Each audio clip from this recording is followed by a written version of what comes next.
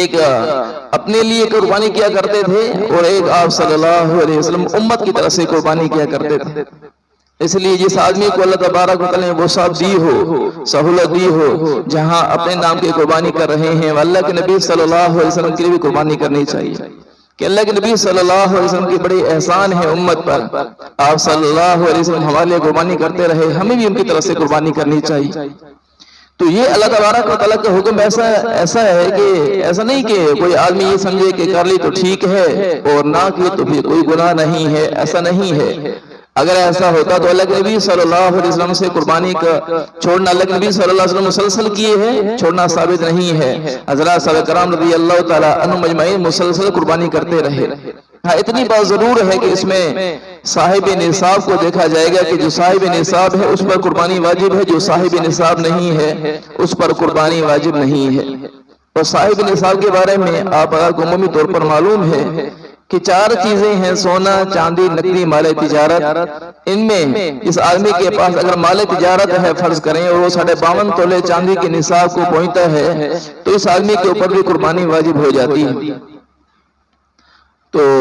اور اس طرح بعض آدمی کے پاس مال و اسباب تھوڑے ہوتے ہیں، تھوڑے موجود ہیں، لیکن اور لوگوں نے اس کا قرض دینا ہوتا ہے، تو قرض دینے کے اعتبار سے یہ معاملہ ہوتا ہے کہ قرض ملنے کی توقع ہوتی ہے، امید ہوتی ہے کہ ان قریب یا کچھ زمانے کے بعد وہ مال حاصل ہو جائے گا، ملنے کی توقع ہوتی ہے، اس کو بھی اپنے نصاب میں شمار کر کے قربانی کی جائے گی۔ اور یہ بات بھی یاد رکھیے قربانی کے حوالے سے کہ یہ نہیں کہ ایک گھر میں صرف ایک آدمی قربانی کرے، یعنی گھر کا جو سربراہ ہے اسی پر قربانی واجب ہے، بلکہ گھر کے جتنے افراد ہیں بالغ افراد اگر وہ سارے کے سارے صاحب نصاب ہیں تو ہر ایک پر الگ قربانی کرنا واجب ہوگا، ہر ایک اپنی طرف سے قربانی کرے لازمی طور پر۔ ہاں اگر گھر کا سرپرست ان سب کی طرف سے ان کی اجازت سے ان کی طرف سے قربانی کر لیتا ہے تو مطلب ہر ایک کا حصہ اس میں رکھ لیتا ہے، بڑا جانور خرید لیا، وہ گھر کے افراد ہیں ان سب کی طرف سے اس میں حصہ شامل کر لیا ہے ان کی اجازت سے، تو ٹھیک ہے، بڑے جانور میں 7 حصے ہو سکتے ہیں زیادہ سے زیادہ، تو اب اس میں قربانی کی جا سکتی ہے ان کی اجازت سے۔ یہاں ایک مسئلہ اور ہے کہ بعض لوگ یہ سمجھتے ہیں کہ قربانی کے جانور میں 7 حصے ہونا ضروری ہے، اس سے کم حصے ہوں تو قربانی نہیں ہو سکتی ہے۔ یہ مسئلہ پہلے بھی میں نے عرض کیا تھا پچھلے سال بھی کہ جتنے بھی افراد ہیں 7 افراد زیادہ سے زیادہ تعداد ہے، اس سے کم 6 افراد ہیں یا 5 ہیں یا 4 ہیں یا 3 ہیں، جتنے افراد بھی ہیں ہر ایک یعنی 5 افراد بھی مل کر قربانی کر سکتے ہیں بڑے جانور میں، 4 افراد بھی، 3 بھی، 2 بھی، ایک آدمی بھی اپنی طرف سے قربانی کر سکتا ہے۔ ہاں اس میں یہ دیکھنا ضروری ہوگا کہ جو اس میں افراد شامل ہیں حصہ دار ہیں اس میں کسی کا حصہ 7ویں حصہ سے کم نہ ہو۔ اب یوں سمجھ لیجئے کہ جیسے ایک جانور ہے وہ آپ نے خریدا ہے 49,000 میں، اب 7 حصے اس میں 7-7 ہزار کے اعتبار سے بنتے ہیں، تو اب اگر اس میں مثال کے طور پر اس میں 3 افراد شریک ہیں قربانی میں، 3 آدمیوں نے مل کر وہ جانور ذبح کرنا چاہا ہے، تو اب یہ دیکھیں کہ اب اگر ایسے ہے کہ 2 افراد کہتے ہیں کہ ہم اس میں آپس میں 22 ہزار ملا لیتے ہیں اور 22 44 ہزار ہو جائے گا، تو آپ 5 ہزار دے دیں آپ کو بھی ایک حصہ مل جائے گا، اس صورت میں کسی کی قربانی جائز نہیں ہوگی، درست نہیں ہوگی، کیونکہ 7ویں حصہ سے اس کے پیسے کم ہیں، 7واں حصہ 7,000 بن رہا تھا، 7ویں حصے سے کم ہے۔ ہاں اگر یوں کر لیں کہ 2 آدمیوں نے اس میں مثال کے طور پر 21 ہزار ملا دیے ہیں، ایک نے اب 7,000 ملا دیے ہیں، اب ہر ایک کا حصہ 7ویں حصہ کے برابر ہے یا زیادہ ہے، کم نہیں ہے کسی کا حصہ، لہذا اب سب کی طرف سے قربانی درست ہو جائے گی، جائز ہو جائے گی۔ اور قربانی کرنے والے اس بات کا خیال رکھیں کہ قربانی میں کوئی حصہ دار بھی ایسا نہ ہو جس کی غالب کمائی حرام کی ہو، جس آدمی کی غالب کمائی حرام کی ہوگی، یہ مسئلہ یاد رکھیں، کسی کی قربانی درست نہیں ہوگی، یا جس کا عقیدہ کفریہ ہے، جس کے اوپر کفر کا فتویٰ ہے، جس ان عقائد پر اگر کسی کا کفریہ عقیدہ ہے، ایسا آدمی بھی قربانی کے حصوں میں 7 حصوں میں شریک ہو جائے گا تو اس کی قربانی کسی کی بھی درست نہیں ہوگی۔ اور پاکستان کے قانون میں بھی یہ بات بھی ہے اور اسلام میں بھی یہ بات ہے کہ قادیانیوں کو قربانی کرنے کی اجازت نہیں ہے، اسلامی شعائر اسلام استعمال کرنے کی اجازت نہیں ہے۔ تو لہذا ایسی شخص کو جس کے اوپر گمان ہے کہ یہ آدمی قادیانی ہے، اس کو قربانی میں ہرگز شریک نہ کیا جائے، کسی قربانی درست نہیں ہوگی۔ قربانی کرنے والے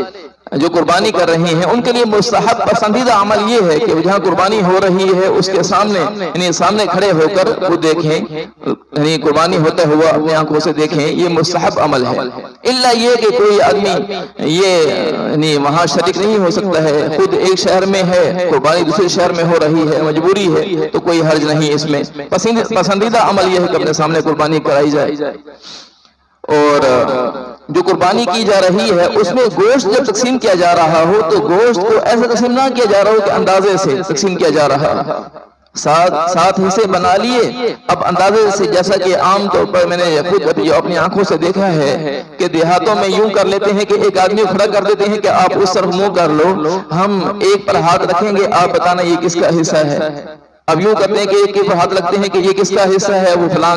کا حصہ ہے، دوسرے پہ ہاتھ رکھتے ہیں کس کا حصہ، فلاں کا حصہ ہے، سب کہتے ہیں کہ ہم ٹھیک ہے، یہ ہمارا حصہ۔ یہ کرنا جائز نہیں ہے، اٹکل سے اندازے سے قربانی حصے کرنا اس طرح جائز نہیں ہے،